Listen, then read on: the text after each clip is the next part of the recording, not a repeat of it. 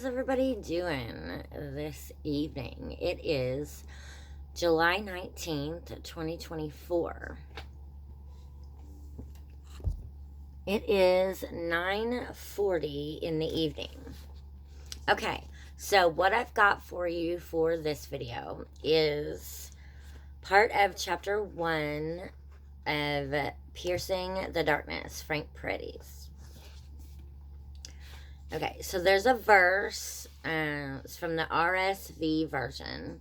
It says, "The light shines in the darkness, and the darkness has not overcome it."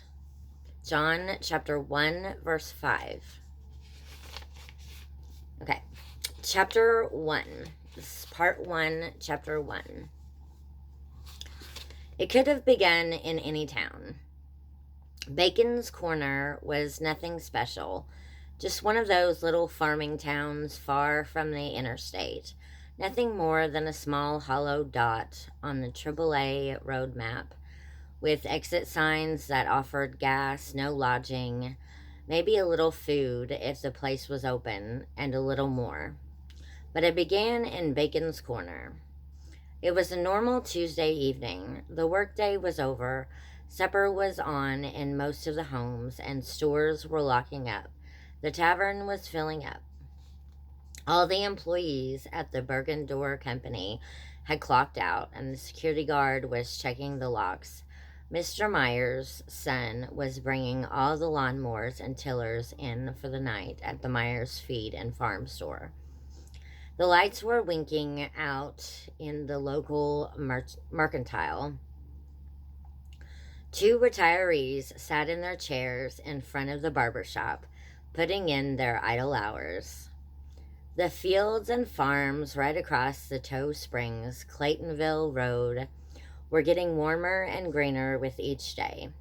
And now the evening breeze was carrying a lot of mid-April smells.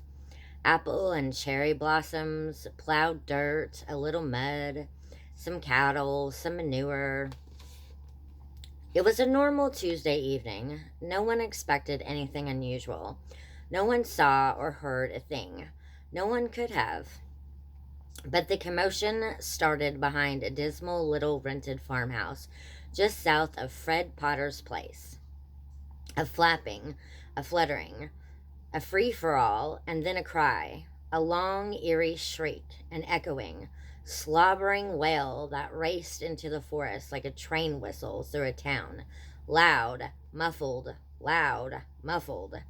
moving this way and that through the trees like a hunted animal. Then a flash of light, a fireball, blinking and burning through the forest, moving with blinding speed right behind that siren, almost on top of it. More cries and screams, more flashing lights. Suddenly, the forest was filled with them. The trees ended abruptly where the Amherst dairy began. The chase broke into the open. First, out of the forest came a bug, a bat, a black bulb-eyed thing, its dark wings whirring, its breath pouring out like a long yellow ribbon. It just couldn't fly fast enough, but clawed the air with its spidery arms, desperate for speed and shrieking in total panic. Right behind it, so close, so dangerously close, the sun itself exploded out of the forest. A brilliant comet with wings of fire tracing a glimmering trail and a sword of lightning outstretched in burly bronze hands. The black thing and the comet shot into the sky over Bacon's Corner, zigzagging, shooting this way and that, like wild fireworks. Then the forest, like a row of cannons, spewed out more hideous creatures, at least 20, each one fleeing in utter panic with a dazzling, flaming figure tenaciously on its tail, scattering in all directions like a crazy meteor shower in reverse. The first demon was running out of tricks and maneuvers. He could feel the heat of the warrior's blade right at his heels. He spit over his shoulder. "No, turn away. I am going." The fiery blade cut an arc through the air. The demon met it with his own, and the blow sent him spinning. He corrected with his wings, turned and faced his assailant, shrieking, cursing, parrying blow after blow, looking into the fiery eyes of more power, more glory, more holiness than he'd ever feared before. And he could see it in those eyes. The warrior would never turn away. Never.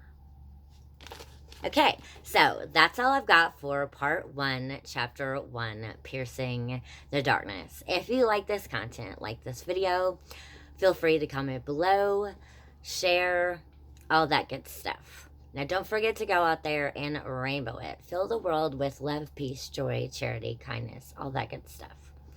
Thank you, and everybody have a good night, a good day, or a good evening, depending on what time you're watching this.